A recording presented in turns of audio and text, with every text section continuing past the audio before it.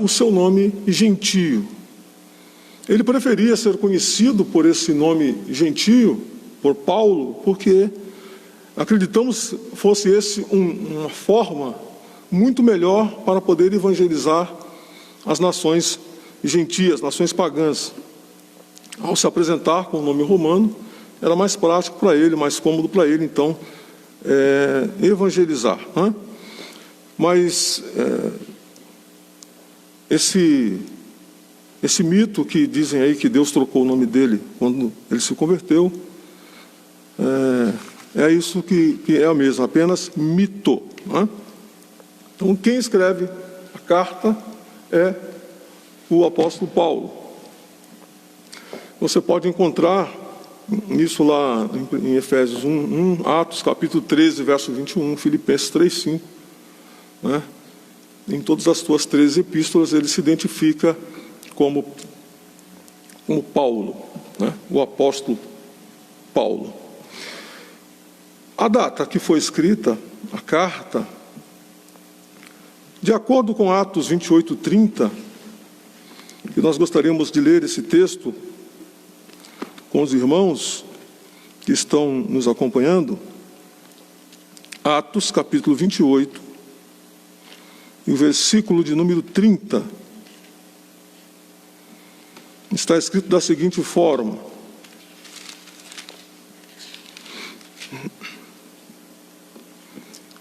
Paulo ficou 2 anos inteiros na sua própria habitação, que alugara, e recebia todos quantos vinham vê-lo.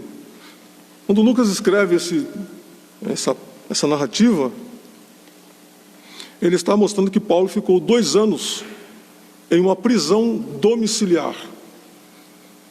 E é bem possível que o ano em que ele ficou preso em prisão domiciliar seja o ano 61,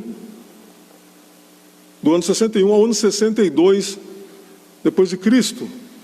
Então cremos que essa foi a data da escrita dessa epístola, né? Tendo Tíquico como o seu portador.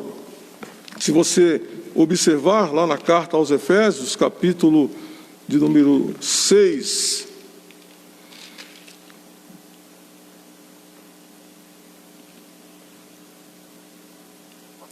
você vai observar no verso 21, ora, para que vós também possais saber dos meus negócios e o que eu faço, Tíquico, irmão amado e fiel ministro do Senhor, vos informará de tudo. Então, a carta provavelmente foi escrita no ano 61 e 62 e teve como portador o ministro Tíquico, né? Amigo do apóstolo Paulo. Então nós temos aí, nesse primeiro momento, a resposta dessas duas coisas: a autoria, apóstolo Paulo, e a data, ano 61 a 62 depois de Cristo, tendo como portador da carta o próprio Tíquico, né? Ministro e amigo do apóstolo Paulo. Passaremos então a um esboço da carta aos Efésios. Como que essa carta ela pode ser dividida, né? Observe, os irmãos, que isso daqui, na verdade, é uma forma sintética da gente falar sobre toda a carta do modo geral, ou seja, é uma síntese que nós estamos fazendo para que seja exposta toda a carta de uma só vez. E aí, ao longo das nossas lições, nós vamos aprendendo aí, passo a passo, a sua doutrina. Qual é o esboço? Ou seja, como que está delineada a carta aos Efésios? Então, no 1, do verso 1 ao 2, nós temos a típica saudação paulina, talvez a mais breve saudação de Paulo em todas as suas cartas. Do capítulo 1, do verso 3 ao 14, nós temos a preeminência de Jesus na redenção. Ou seja, Jesus é apresentado como o Redentor por excelência. No capítulo 1, do verso 15 ao 23, nós temos a oração apostólica pelo esclarecimento espiritual dos crentes, onde Paulo, ele faz uma oração pedindo para que sejam iluminados os olhos do entendimento, né, de todos os cristãos, para compreender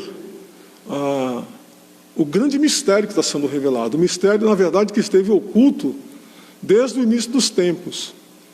E esse mistério, na verdade, é Jesus Cristo como cabeça da igreja, né, que é o seu corpo. É este o grande mistério que está sendo revelado. E é disso que se trata, né, a grande mais profunda e mais poderosa doutrina da carta aos Efésios, que é a redenção, Cristo como cabeça da igreja e a igreja como o seu corpo. Então Paulo está orando do capítulo 1, do verso 15 ao 23, para que os olhos dos irmãos, os olhos da igreja sejam iluminados para compreender a grandiosidade desse mistério. Aí no capítulo 2, do versículo 1 até o capítulo 3 e verso 13, nós temos os resultados da redenção em Cristo. E quais são esses resultados?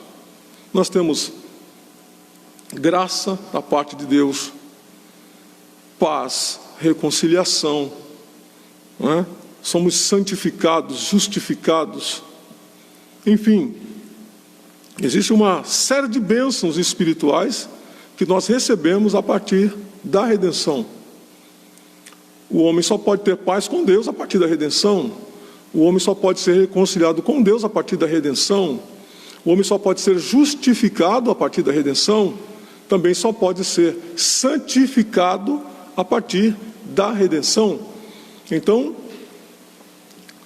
nos capítulos 2, verso 1, do capítulo 3 ao verso de número 13, nós temos aí os resultados da redenção em Cristo Jesus.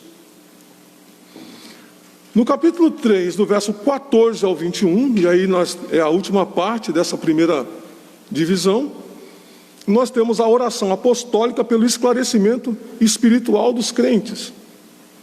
Ou seja, Paulo estará fazendo com que os crentes, mais uma vez, estejam sendo iluminados pelo Espírito Santo para a compreensão daquilo que está sendo escrito. A segunda parte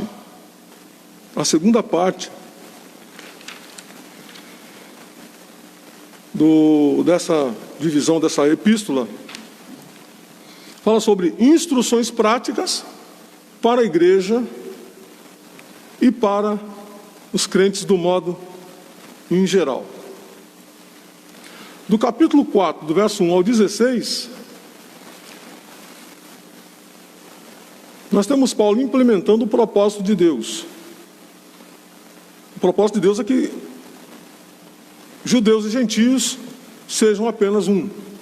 E aí ele vai dizer que há um só batismo, há uma só fé, há uma só esperança e assim sucessivamente. Paulo está implementando esse propósito, não é o grande propósito de Deus na carta aos Efésios. Do capítulo 4, verso 17 ao capítulo 5, verso de número 21, Paulo está reproduzindo a vida de Cristo nos crentes. E é aqui que existe uma doutrina bastante negligenciada e também pouco estudada pela maioria dos irmãos, que é a união do crente com Cristo. E é importante a gente observar que Paulo, em suas cartas, principalmente em Efésios, ele vai citar diversas vezes a palavra em Cristo. Em Cristo. A palavra em Cristo significa literalmente dentro de Cristo. É a união do crente com o próprio Senhor Jesus. Para poder fazer uma análise do texto, e se dá que essa análise ela fica muito superficial. E nós não paramos para observar a profundidade que é essa frase, em Cristo. Porque a maioria de nós cristãos tende a pensar apenas no sangue de Jesus. E tem até a frase, tudo que as pessoas fazem hoje, clamam o sangue de Jesus, é sangue de Jesus para cá, sangue de Jesus para lá. Mas esquece que não é só o sangue de Jesus, que é um meio da nossa santificação. A própria vida de Jesus, a própria vida de Cristo, enquanto Ele esteve no mundo, a sua bondade, a sua justiça, a sua forma de vida, a sua simplicidade, sua humildade, tudo que Cristo foi enquanto viveu, enquanto esteve vivo na terra, também vai fazer parte da nossa vida a partir do momento que nós nos unimos a Ele. Porque nós nos apropriamos dos meios da graça, assim como nos apropriamos da pessoa do próprio Jesus. Então, estar unido a Cristo é estar unido na sua vida, na sua morte e na sua ressurreição. Então, observe que quando você entende, quando nós entendemos que enquanto Cristo viveu, eu vivi, mas quando Cristo foi julgado pelos pecados, eu também fui julgado. Quando Cristo foi sentenciado à morte, eu também fui sentenciado. Quando Cristo foi crucificado, eu também fui crucificado. Foi por isso que Paulo disse, não mais vivo eu, mas Cristo vive em mim. E a vida que vivo agora, vivo pela fé no Filho de Deus. Ele também disse, que ele estava crucificado para o mundo e o mundo crucificado para ele. Então, quando Cristo foi crucificado, nós também fomos crucificados. Quando Cristo foi sepultado, eu também fui sepultado, representado no batismo.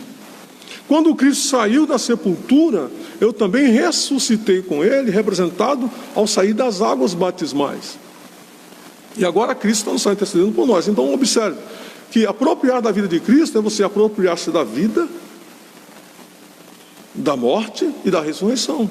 É por isso que o pecado não tem mais domínio sobre nós. Ou seja, a culpa e a condenação do pecado não tem mais poder sobre nós, porque nós vivemos com Cristo, morremos com Cristo, ressuscitamos com Cristo, e quem morreu com Cristo está justificado do pecado.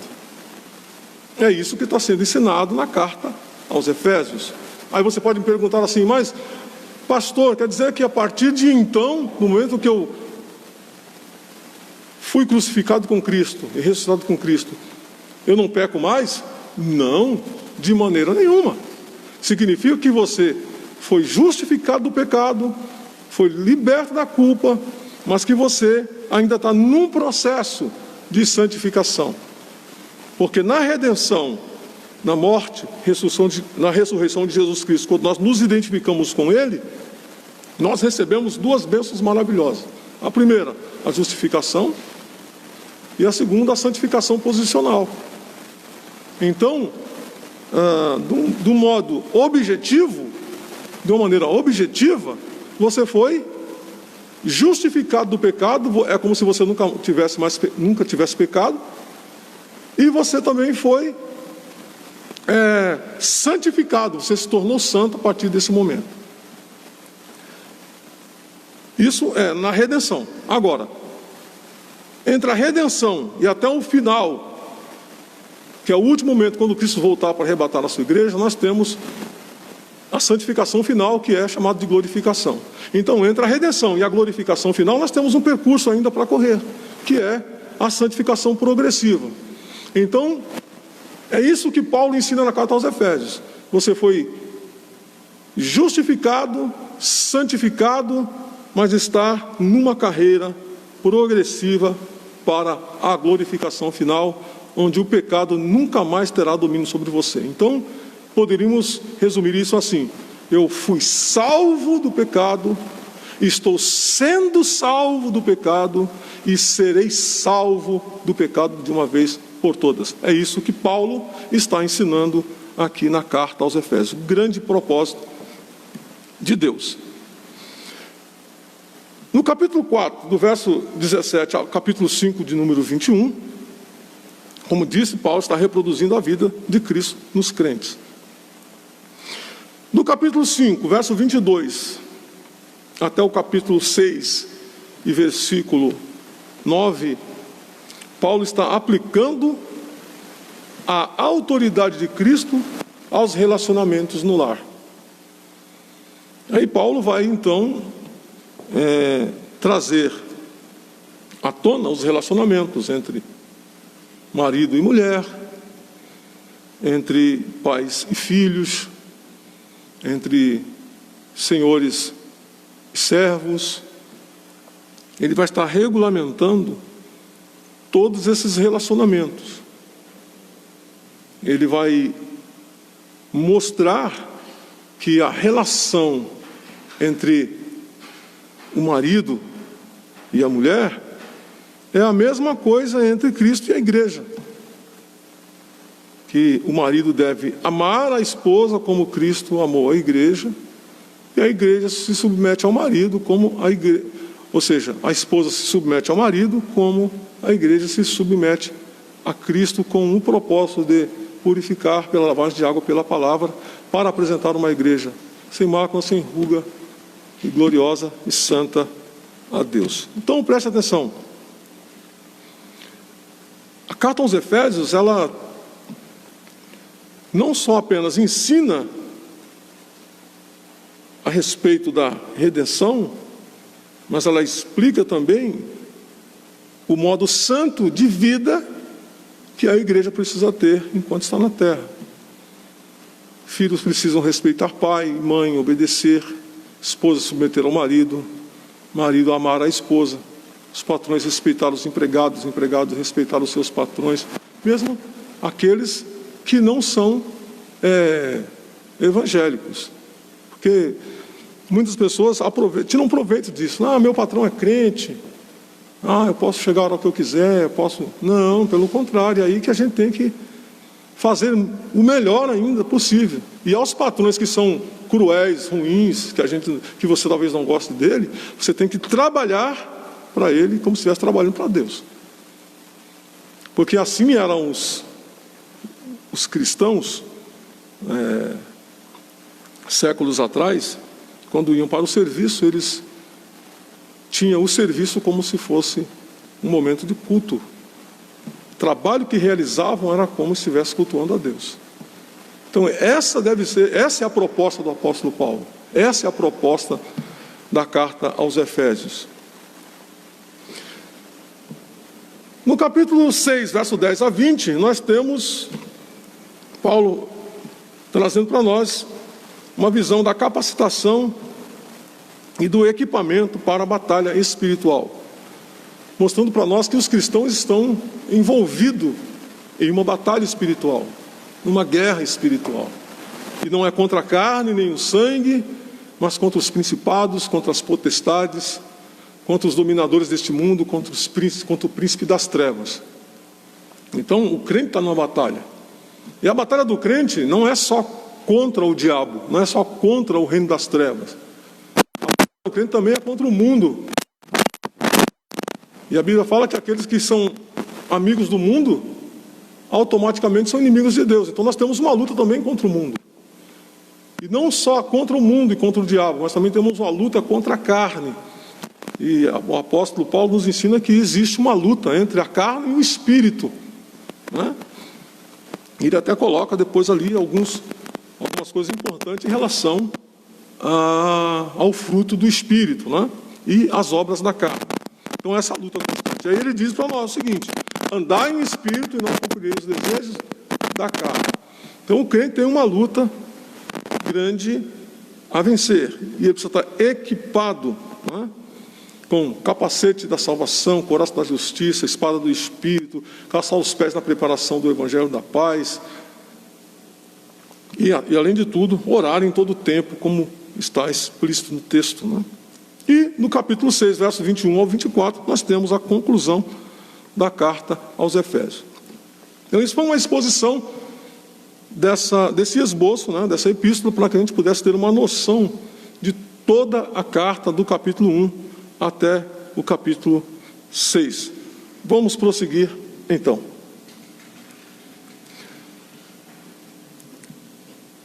Éfeso era uma cidade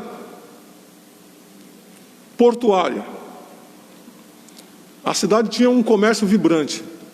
Talvez seja uma das cidades mais movimentadas, né, cultural e economicamente. Era a capital da Ásia Menor. Tinha por volta de 300 a 500 mil habitantes. Era uma cidade extremamente idólatra. Nessa cidade existia alguns nichos, né, de deuses, principalmente da deusa Diana, dos Efésios, que era a mesma Artemis ou Afrodite, uma deusa da fertilidade. E a cidade ganhava muito lucro com as vendas de ídolos, com os sacrifícios nos templos, porque havia muita procura, né, pelos turistas que ali iam para poder não só visitar o templo de Diana, mas também comprar os souvenirs que ali eles vendiam de suas imagens. E a igreja ganhava a majestade daquela que toda a Ásia e o mundo veneram a ser destruída.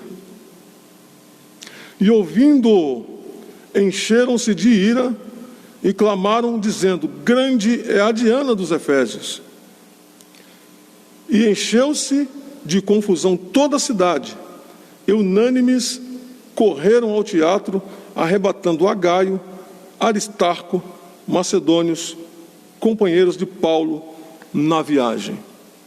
Esse tumulto e essa confusão, que acabamos de ler em Atos capítulo 19, do verso 27 ao 9, se dá exatamente porque Paulo está pregando contra a idolatria da cidade.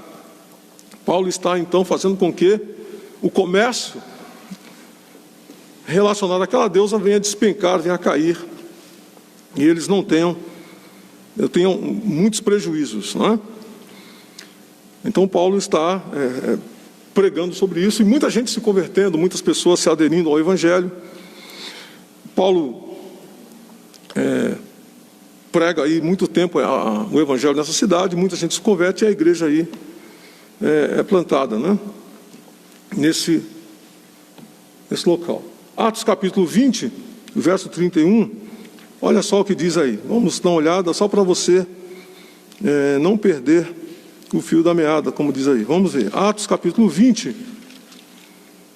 Atos capítulo 20. E o versículo de número 31. Diz assim: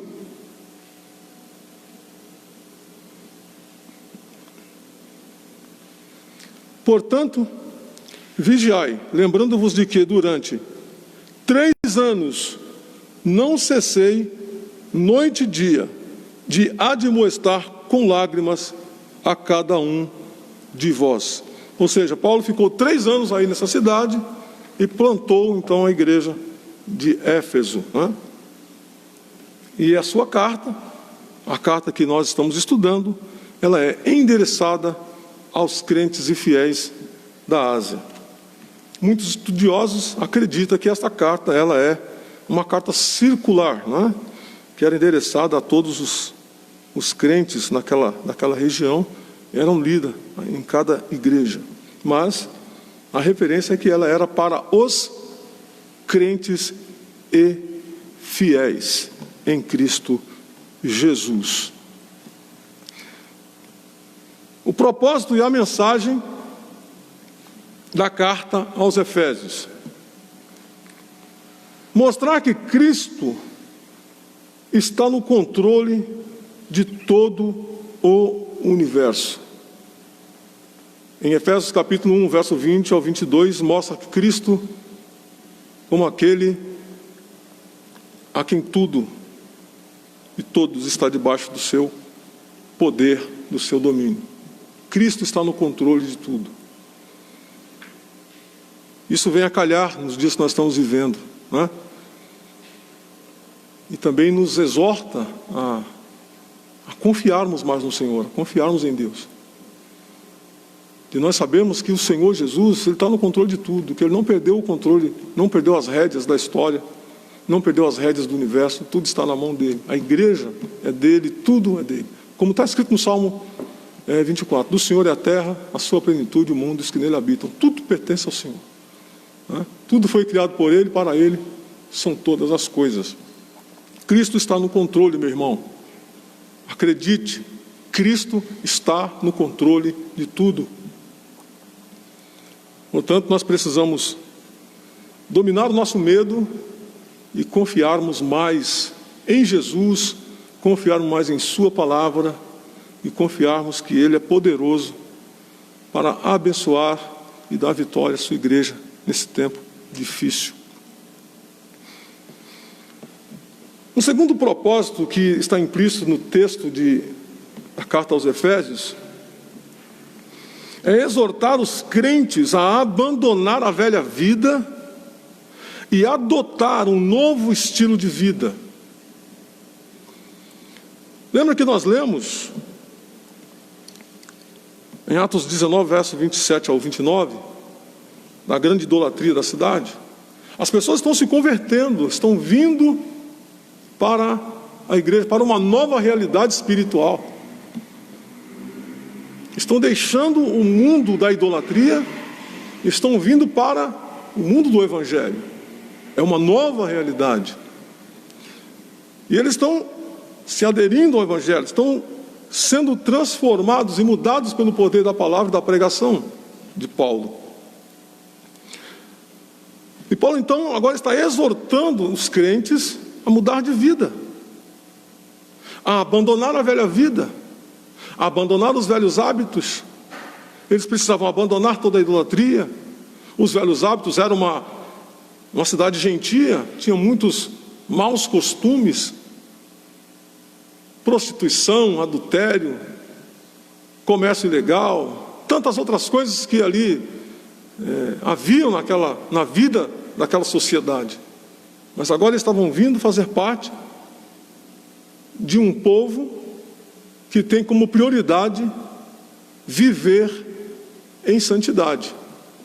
Então precisavam abandonar o roubo, abandonar o crime, abandonar o adultério, abandonar a prostituição, abandonar a idolatria, abandonar os velhos hábitos, abandonar a bebedeira, abandonar os prostíbulos, abandonar toda forma de pecado que era algo bastante horroroso no meio daquelas cidades pagãs. Eles estão vindo para o Evangelho, agora precisavam largar a vida velha. E o que dizer de muitos que se dizem cristãos e ainda continuam com seus velhos hábitos, com as suas velhas manias, com suas velhas maneiras de ser, continuam a mesma vida de sempre, não tiveram suas vidas mudadas nem transformadas, estão na igreja, mas continuam do mesmo jeito, não mudou absolutamente nada, continuam vivendo em seus pecados, continua vivendo em suas impurezas, continua vivendo do mesmo jeito e vão levando a vida dessa maneira, esquecendo que um dia Deus trará juízo todas as coisas. Então, observe, não somente abandonar os velhos hábitos, a velha vida, mas adotar um novo estilo de vida. É isso que Paulo está ensinando na carta aos Efésios. Um novo estilo de vida. Minha vida precisa ser mudada, precisa ser referencial para o mundo e para a sociedade, para a família e para todos aqueles que estão ao meu redor. Em terceiro lugar, Ele precisava enfatizar o plano de redenção para ambos os povos, judeus e gentios. Os judeus se achavam muito superiores aos gentios, por ser o povo da aliança, o povo da promessa, se achavam superiores aos gentios. Paulo, através do Evangelho de Cristo, ele vai trazer para a igreja do Senhor que em Cristo não há judeu nem grego, nem homem nem mulher, mas todos são um em Cristo Jesus. Jesus derruba a parede da separação que existia, ele derruba a parede da separação, e de ambos os povos ele faz um. De judeu e de gentio, ele faz um povo, que é a igreja do Senhor Jesus. Então, esse é o grande mistério. É o grande mistério. Judeus e gentios unidos, tornando um só povo, através de Jesus. Cristo cravou na cruz a cédula da dívida que pesava contra nós, derrubou os muros da separação, de ambos os povos fez um, quem estava longe ele fez chegar perto, quem não tinha Deus agora tem Deus, quem estava sem salvação agora é salvo, quem estava condenado ao inferno agora está predestinado a ir ao céu, quem vivia nas trevas, ele arrancou de lá e colocou no reino da luz do seu Filho amado. Essa é a mensagem poderosa que Paulo está enfatizando no capítulo 2, do verso 11 ao 18. A pergunta que você poderia fazer é a seguinte: qual é o cerne da mensagem de Efésios? Diríamos, obviamente, que é a redenção através de Jesus Cristo e a sua igreja, o seu corpo. Todavia, a carta aos Efésios, ela tem uma mescla de doutrinas, né? Uma combinação de doutrinas, e doutrina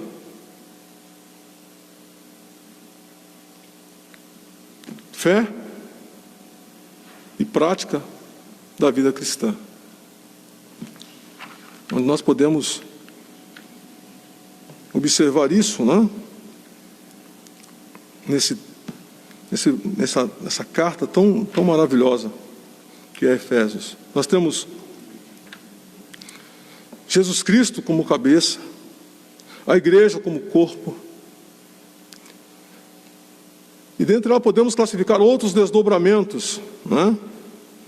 Como a consumação do plano eterno de Deus na pessoa de Jesus Cristo, a atuação do Espírito Santo como penhor da experiência da salvação, a reconciliação dos povos por intermédio da cruz de Cristo, a revelação do mistério da vontade de Deus por obra do Espírito Santo, um novo estilo de vida baseado na unidade e na comunhão com o Espírito Santo, na frutificação, na adoração, na intercessão no Espírito Santo, os novos relacionamentos conjugais, a luta contra o diabo, contra a carne, contra o pecado. Portanto, essa epístola ela é rica em tantas doutrinas maravilhosas, gloriosas e vitais para o cristianismo e para a vida cristã. Queremos agradecer aos irmãos e recomendá-los que não percam o desdobramento das próximas aulas, onde nós teremos inúmeras outras doutrinas importantíssimas que estão relacionadas a essa nossa revista do nosso segundo trimestre, como a sublimidade das bênçãos espirituais em Cristo, eleição e predestinação, a iluminação espiritual do crente, libertos do pecado para uma nova vida em Cristo, a condição dos crentes, ou seja, a condição dos gentios sem Deus.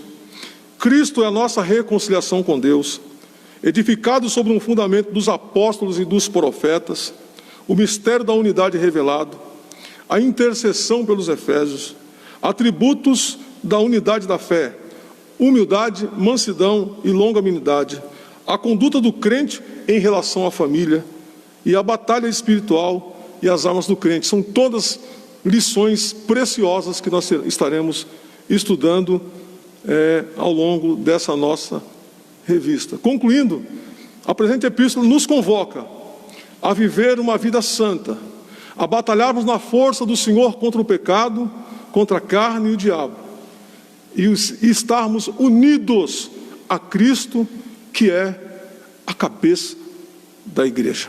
Que Deus vos abençoe em Cristo, que Ele continue vos abençoando e dando graça. Obrigado a todos que participaram, que entraram conosco, que a bênção do Senhor seja sobre a sua vida e sobre a sua família. Logo mais à noite, nós estaremos transmitindo uma palavra ao coração dos irmãos de todo o nosso ministério. Que Deus vos abençoe em Cristo. Nós vamos devolver para a nossa superintendente, irmã Gisele, mas antes quero fazer uma oração pela tua vida. Pai Santo, Pai Eterno, quero orar pela vida de todos os irmãos que participaram, Senhor meu Deus, nesse momento, por todas as famílias que estão representadas pela vida desses irmãos, por todo esse ministério, por todos os pastores, por todas as igrejas, por todos os irmãos, Senhor meu Deus, de todas as denominações. Oramos, Senhor meu Deus querido, pelo nosso município, oramos, Senhor meu Deus querido, pelo nosso estado, pelo nosso Brasil, pelas nações do mundo. Que a tua bênção seja sobre todos nós, que a tua graça, Senhor meu Deus, repouse sobre cada vida. É o que nós te pedimos em nome de Jesus. Amém. Muito obrigado a todos. Com a palavra, nossa irmã Gisele. Amém. Que Deus continue abençoando o nosso pastor Laércio por esse estudo maravilhoso da palavra de Deus. Foi uma bênção. Somos gratos a Deus pela vida de cada um de vocês que acompanharam, participaram da escola bíblica dominical aí na residência de vocês.